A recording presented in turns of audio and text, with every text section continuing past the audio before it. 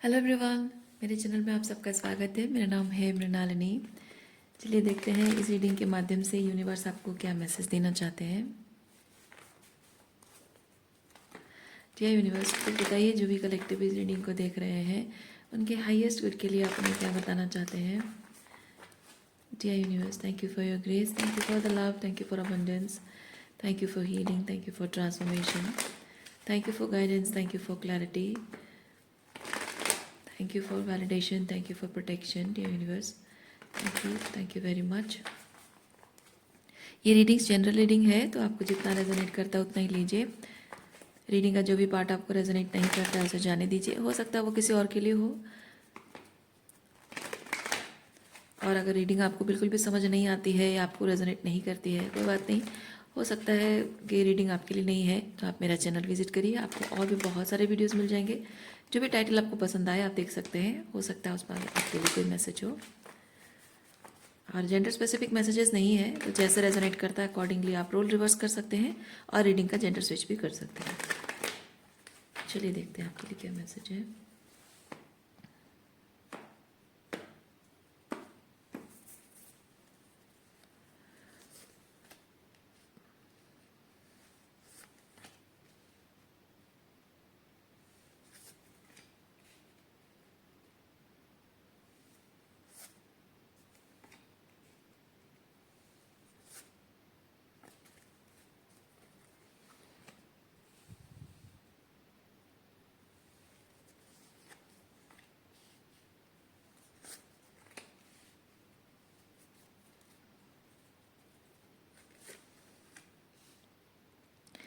कोई एक सिचुएशन है जिसमें कि लोगों का और आपका वाइब्रेशनल मैच नहीं है।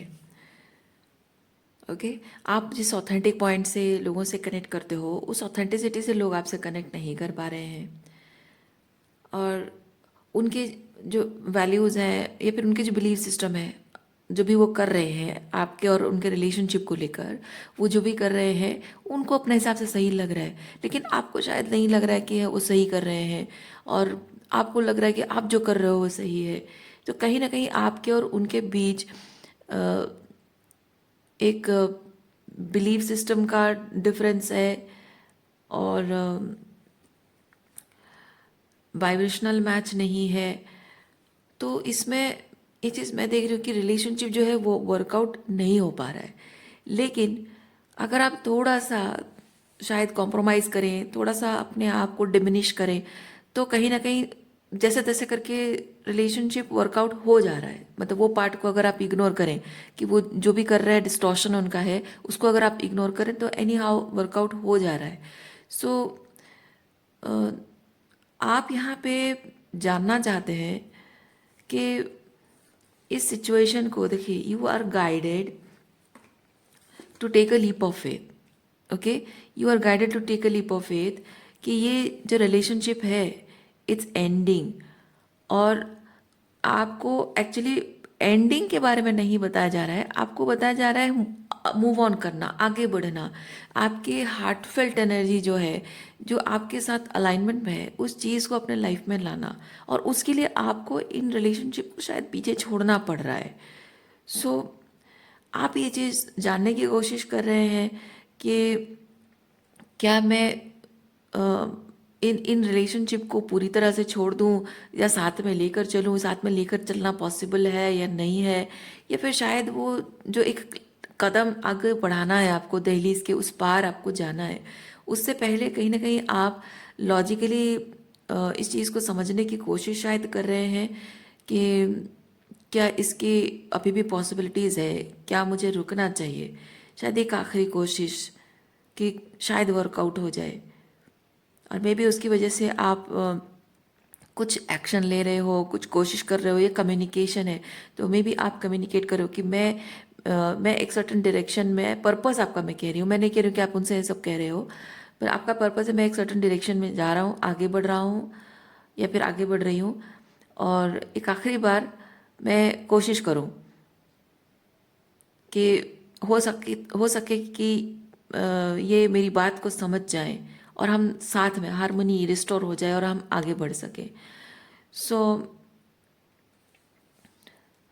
लॉजिकली चीज़ों को समझने की आपकी जो कोशिश है, आप समझने की कोशिश कर रहे हैं कि अ, जो इस रिलेशनशिप में जो गलत हो रहा है वो चीज़ अगर मैं समझ पा रही हूँ तो वो क्यों नहीं समझ पा रहे हैं। अगर वही चीज़ को समझ जाए तो शायद ये जो रिलेशनशिप डैमेज हो रहा है वो ना हो, और हो सकता है कि हम हमेशा खुश रहें, साथ रहें। लेकिन आपका जो सवाल है कि क्यों, आखिर क्यों वो समझ नहीं पा रहे हैं, वही चीज़ जो मैं समझ पा रही हूँ कि ये चीज़ इस तरह से सही नहीं हो रहा है, गलत हो रहा है, वो डिस्टॉर्शन को अगर मैं देख पा रही हूँ तो वो इस चीज़ को क्यों नहीं देख पा रहे हैं, इतना मुश्किल क्यों है उनके लिए। लेकिन आप जो क्वेश्चन पूछ रहे हो ना, आप गलत क्वेश्चन पूछ रहे हो। इस वक्त आपको यूनिवर्स ये चीज़ कह रहा है, रेदर देन आस्किंग कि क्यों उनको समझ में नहीं आ रहा है, इतनी छोटी सी बात, सिंपल सी बात उनको समझ क्यों नहीं आ रही, ये पूछने के बजाय आप ये पूछिए कि आपके लिए इतना ज़रूरी क्यों है। वो क्या कर रहे, क्या जो भी कर रहे हैं, क्या कर रहे हैं, क्यों कर रहे हैं, ये समझना, उनके दिमाग को समझना, उनके थॉट प्रोसेस को समझना, उनकी फीलिंग्स को समझना, वो आपके बारे में क्या सोचते हैं, इस रिलेशनशिप के बारे में क्या सोचते हैं, और कहाँ मिसअंडरस्टैंडिंग हो रही है, कहाँ कम्युनिकेशन गैप हो रही है, और इस चीज़ को सही करने की जो कोशिश आपके अंदर है, इतना क्यों है। जब आपको पता है कि आप जो कर रहे हो, क्या कर रहे हो, क्यों कर रहे हो, आपको पता है, फिर अभी भी उसी चीज़ को लॉजिकली समझने की कोशिश, रैशनलाइज, बात को मतलब आपको ये चीज़ लग रहा है कि मैं इस चीज़ को एक रैशनलाइज कर दूं, इस चीज़ को समझ जाऊं, एक रीज़न, ताकि मुझे कोई डिसीजन लेने में आसानी हो।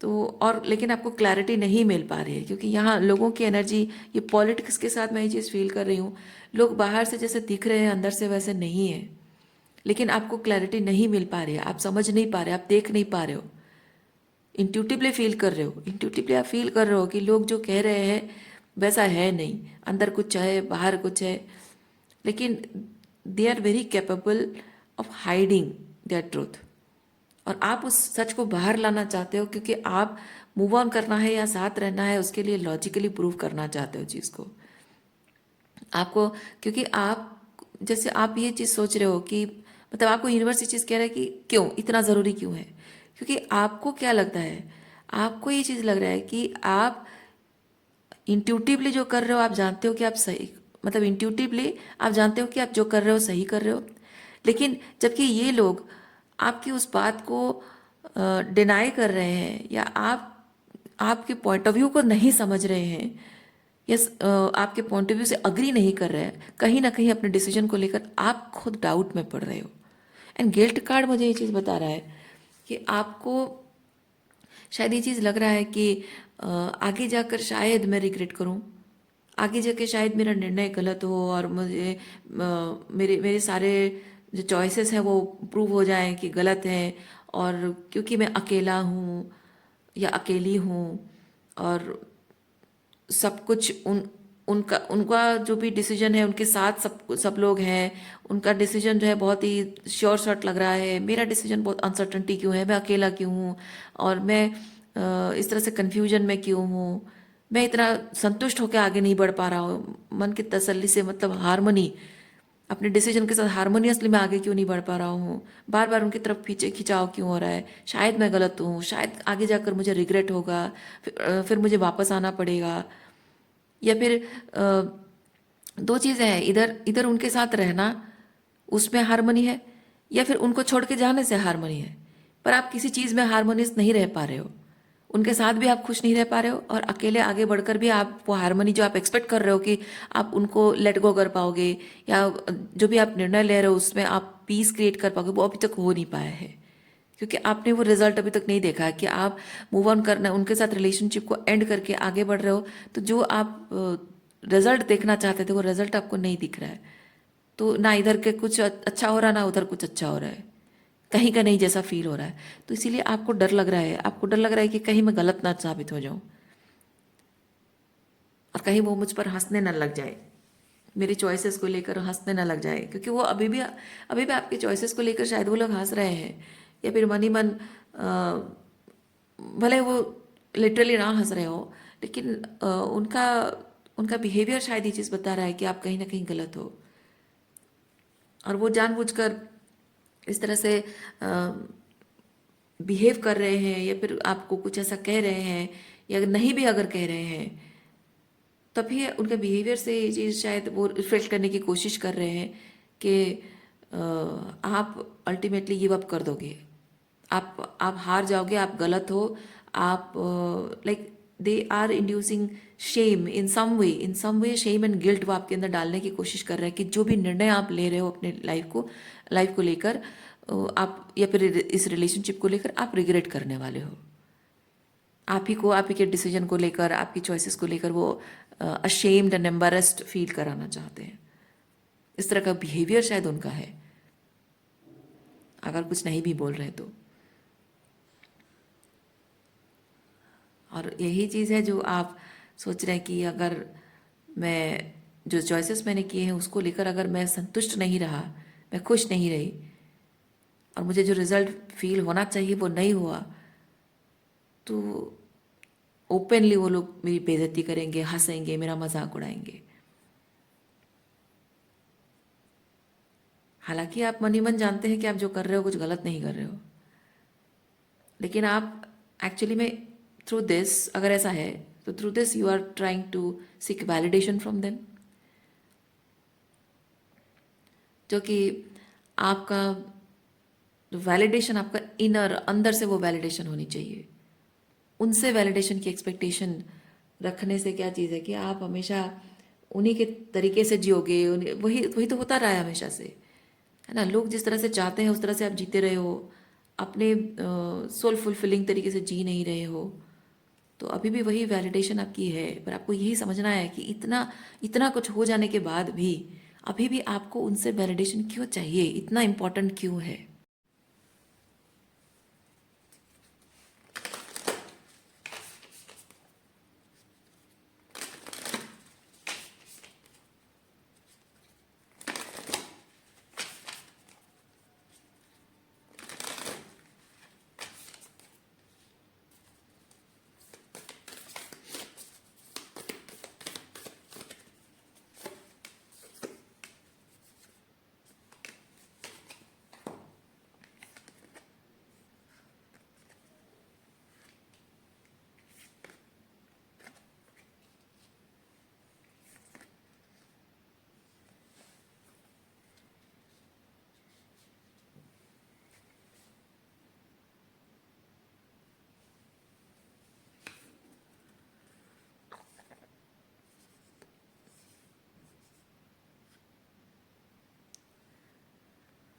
फादर के साथ आपका जो रिश्ता है ये पैटर्न को बता रहा है।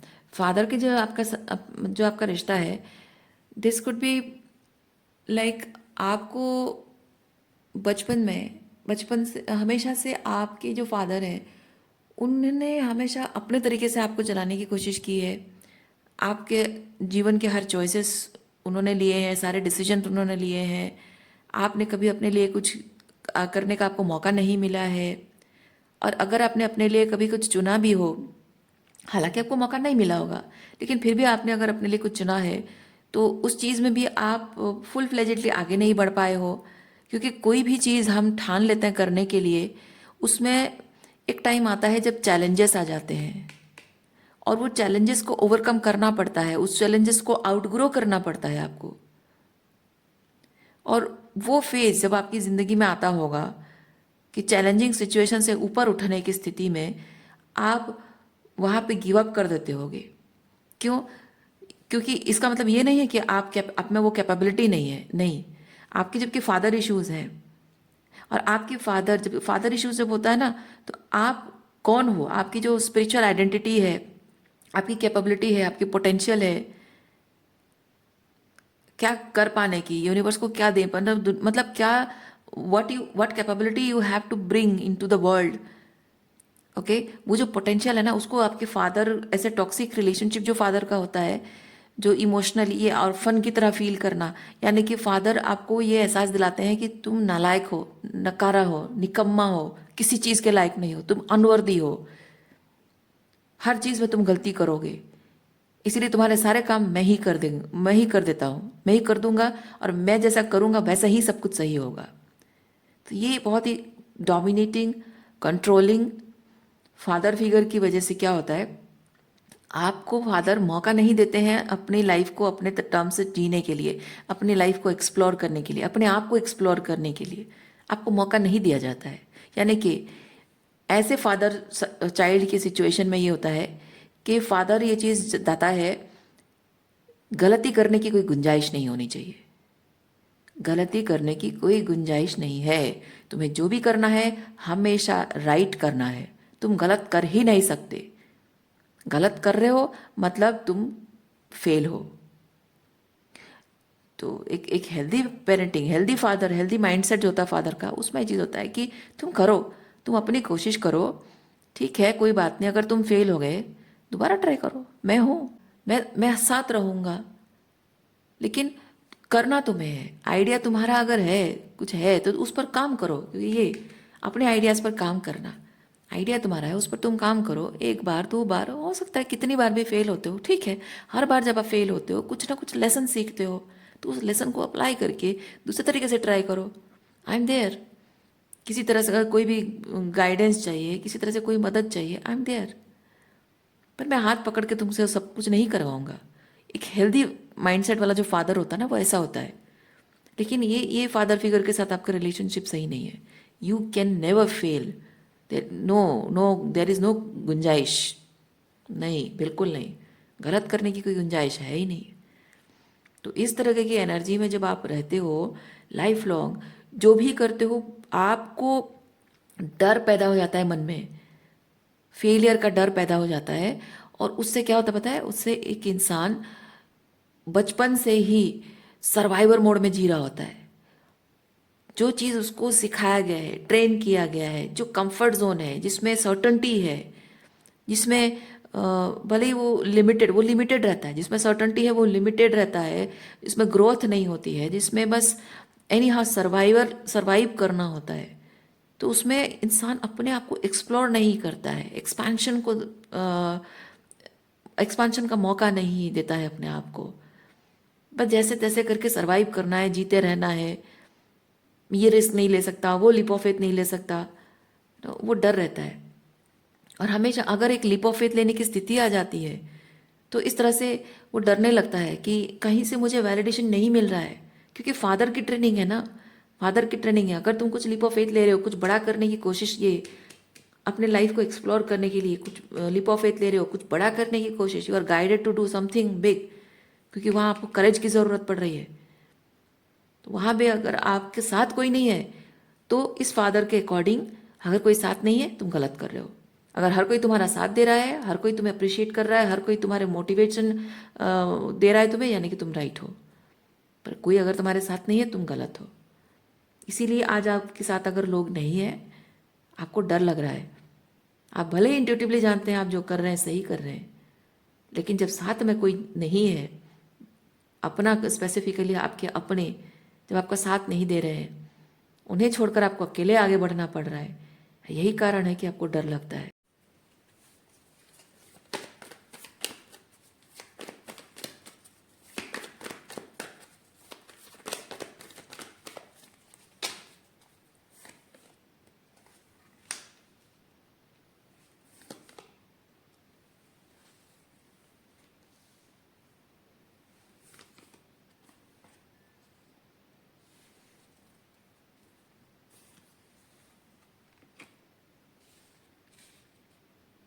आप अपने जीवन के ऐसे एक स्टेज पर आकर पहुंचे हैं जहां आपका फोकस इस चीज़ पर नहीं होना चाहिए कि कौन मेरे साथ कैसा बिहेव कर रहा है, क्यों ऐसा बिहेव कर रहा है, why people are not understanding.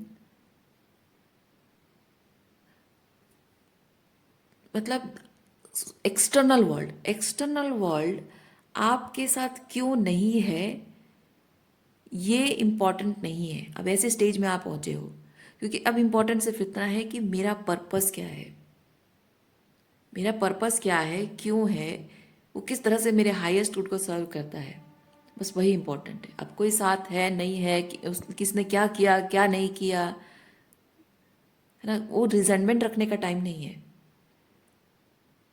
और अगर आप ये सोच रहे हो कि सारे लड़ाई झगड़ा बंद हो जाएगा, सब कुछ ठीक हो जाएगा,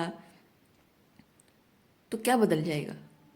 आपका जो पर्पस, आपने जो ठान लिया है कि आप आगे बढ़ रहे हो, आप किसी एक सर्टन डायरेक्शन में आगे बढ़ रहे हो, क्यों है, जब आप समझ गए हो तो आप समझो कि ये चीज़, it's nothing about people, it's nothing about people, it's all about you. क्योंकि ये फादर के साथ आपका ये जो रिलेशनशिप है ना, मे बी ऐसा हो सकता है कि लिटरली आपके फादर ने सर आपके साथ किया है, या फिर हो सकता है कि बहुत छोटी उम्र में जहाँ आपको अपने आप को एक्सप्लोर करना था, अपने पढ़ाई, आपको और ज़्यादा पढ़ाई करनी थी, आपको अपने करियर के लिए बहुत बड़े बड़े सपने आपके एक्सक्यूज़ मी, बड़े बड़े सपने रहे हों, लेकिन शायद बहुत छोटी उम्र में आपके फादर की डेथ हो गई है, एक्सक्यूज़ मी, जिसकी वजह से कि आपको अपने सपनों को सैक्रिफाइस करना पड़ा हो, सर्वाइवर मोड में आना पड़ा हो कि नहीं अभी तो मुझे घर चलाना है, मम्मी को संभालना है, छोटे भाई बहनों को संभालना है, और मैं अगर ये चीज़ नहीं करूँगी या नहीं करूँगा तो सब कुछ बिखर जाएगा। तो वो सर्वाइवर मोड में आ गए हो आप। तो ये ऑर्फन वही चीज़ को बता रहे हैं। For some of you may be father की डेथ हो गई है बहुत छोटी उम्र में, जहाँ आपको एक लर्निंग फेज में होना चाहिए, अब आप एक प्रोवाइडर की फेज में आ जा रहे हो। All of a sudden you are not ready, है ना, आप इमोशनली रेडी नहीं हो, आप पढ़ाई वढ़ाई ये सब मामले के मतलब उस मामले में भी आप तैयार नहीं हो, बट एनी हाउ आपको सर्वाइवल के लिए कोशिश करनी पड़ रही है।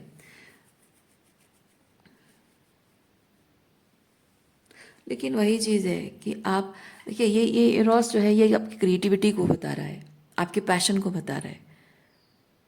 तो अभी ये मैटर नहीं करता कि कौन क्या चाहता है, कौन साथ दे रहा है नहीं दे रहा है, क्यों नहीं दे रहा है, why people are not understanding, ये मैटर नहीं करता। मैटर ये करता है कि वो कोई साथ दे या ना दे, अब आप समझ गए हो आपके सपनों की कीमत क्या है ना, आपके सपनों की कीमत क्या है, आपके सपने क्या मायने रखते हैं आपके लिए। जब आप ये चीज़ समझ गए हो तो कोई आपका साथ दे ना दे वो मैटर नहीं करता है। इसलिए एक्सटर्नली सपोर्ट आपको मिले ना मिले, आपको फिर भी चलते रहना होगा।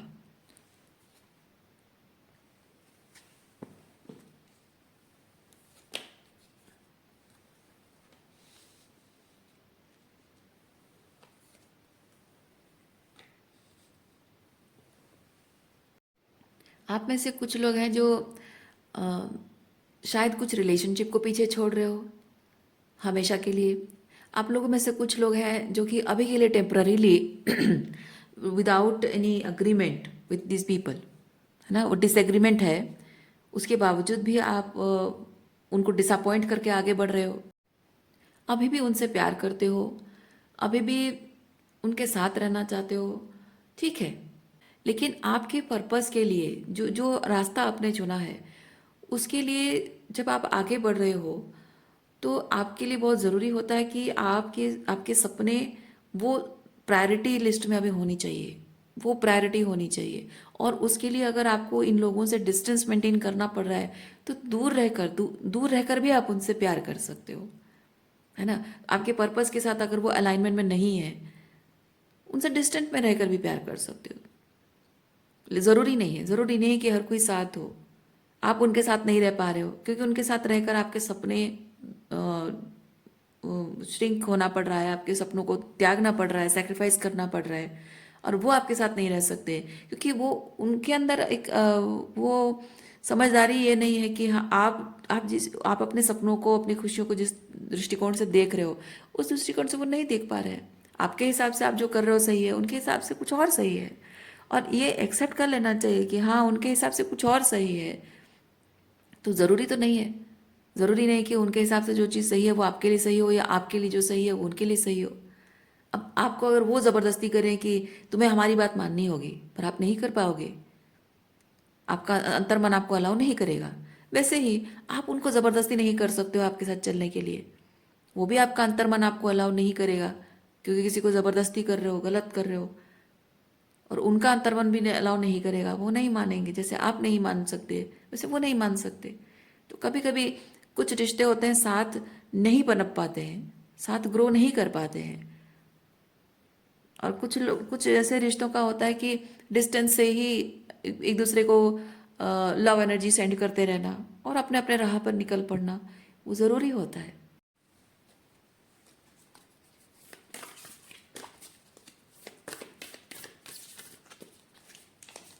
और सबसे इम्पोर्टेंट चीज़ क्या है पता है, कभी कभी ऐसा होता है कि हम लोगों से प्यार करते हैं, उनके साथ रहना भी चाहते हैं, उनसे बिछड़ना नहीं चाहते हैं। और समय समय हमको ये सिखाता है कि समय समय की मार खा के ये रिलेशनशिप आज तक इतनी दूर ऊपर नीचे होकर इतनी सारी एडवर्सिटीज देख देख कर ये रिलेशनशिप आज तक यहाँ पहुँचा है। Still I love those people. होता है, होता है ऐसा कि आज भी इतना कुछ होने के बाद भी आज भी आप उनसे प्यार करते हो, होता है।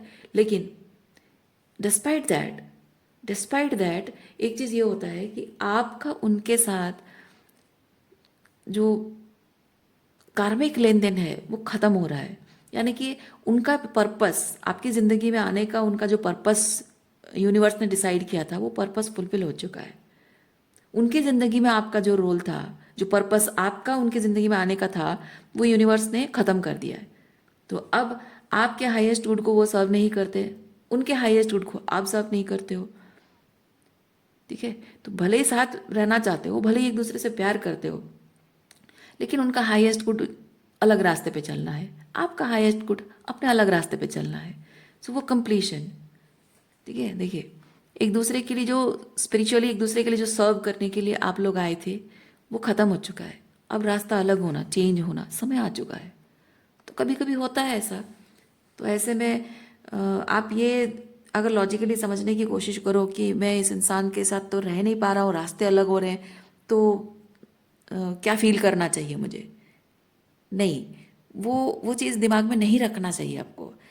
क्योंकि आप अगर सोच रहे हो कि मुझे क्या फील करना चाहिए, वो एक रेजिस्टेंस हो जाती है। जब आप किसी इंसान से प्यार करते हो, सच्चे दिल से प्यार करते हो, रास्ते अलग है, इसका मतलब ये तो नहीं है कि वो प्यार खत्म हो जाएगा। और प्यार खत्म नहीं होता है। जब सच्चे दिल से किसी से प्यार करते हो ना, तो वो प्यार कभी खत्म नहीं होता है, चाहे रास्ते अलग हो जाए। तो इस समय की मार खाकर इतने दूर आने के बाद भी अगर आप वो प्यार महसूस करते हो, that means it is true love, right? कभी कभी एक्सेप्ट करना पड़ता है, हमेशा ज़रूरी नहीं है। कुछ ऐसे रिश्ते होते हैं जो प्यार है और साथ हैं, वो लाइफ लॉन्ग चलता है। पर कुछ रिश्ते होते हैं जो प्यार होने के बावजूद भी छोड़ना पड़ता है। और कुछ रिश्ते ऐसे भी होते हैं जिसमें प्यार नहीं होता है, लेकिन दो लोग ज़बरदस्ती एक दूसरे के साथ रहते हैं। जैसे ये फादर वुंड्स के साथ रिलेटेड जब होता है ना, तो एक टॉक्सिक जॉब सिचुएशन है, फिर भी इंसान उसमें रहता है। एक टॉक्सिक मैरिज रिलेशनशिप है, फिर भी इंसान उसमें ज़बरदस्ती रहता है। कुछ ऐसे रिश्ते होते हैं। लेकिन इस वुंड को जब हील करना होता है, तब ऐसा होता है कि आपको कुछ लोगों से प्यार है, फिर भी रास्ते अलग हो रहे हैं, तो अलग होना पड़ता है। उसका मतलब ये नहीं कि प्यार खत्म हो जाएगा। तो आप अगर ये चीज़ सोच रहे हो कि मुझे दूर जाना, अलग होना है, तो मैं क्या करूँ, इन भावनाओं का, इन इमोशंस का क्या करूँ मैं? वो रेजिस्टेंस आप लाएंगे, तो आप कभी खुद कभी किसी मतलब इस एनर्जी में नहीं रह पाओगे, going with the flow energy में नहीं रह पाओगे, है ना? ईज क्रिएट नहीं कर पाओगे, हारमोनी नहीं कर पाओगे, अपने अंदर से नहीं कर पाओगे। इसलिए ज़रूरी है एक्सेप्ट करना कि हाँ ठीक है, वो प्यार है, अपनी जगह है, पर उनका रास्ता अलग, मेरा रास्ता अलग है। Let it be. उसी में ही वो संतुष्टि महसूस करोगे, और उसी में ही वो प्यार की जो प्योरिटी है ना, आपके दिल में जो उनके लिए प्यार है ना, वो प्योरिटी देखिए आप और बढ़ जाएगी। आपका प्यार उस रिश्ते के लिए और बढ़ जाएगा। दूर रहने का मतलब प्यार बढ़ता, मतलब प्यार कमता नहीं है, बल्कि दूर रहकर भी वो प्यार बरकरार रहता है, उसकी पवित्रता बनी रहती है। कुछ इसी तरह की सिचुएशन है शायद आपकी। सो इसीलिए आपको यूनिवर्स कह रहा है let it be, go with the flow. किसी चीज़ पे रैशनलाइज करने की कोशिश मत कीजिए, लॉजिक लगाने की कोशिश मत कीजिए। जस्ट फील इट इंट्यूटिवली, जो आपको सही लग रहा है बस वही करते जाओ। दिल और दिमाग के बीच में लड़ाई नहीं करनी है, सिंपल चीज़ है। रीडिंग मैं यहीं पे रखती हूँ। उम्मीद करती हूँ इस रीडिंग से आपको कुछ क्लैरिटी मिली हो। मैं आपको नेक्स्ट रीडिंग में मिलती हूँ। अपना ख्याल रखिए, खुश रहिए, बाय।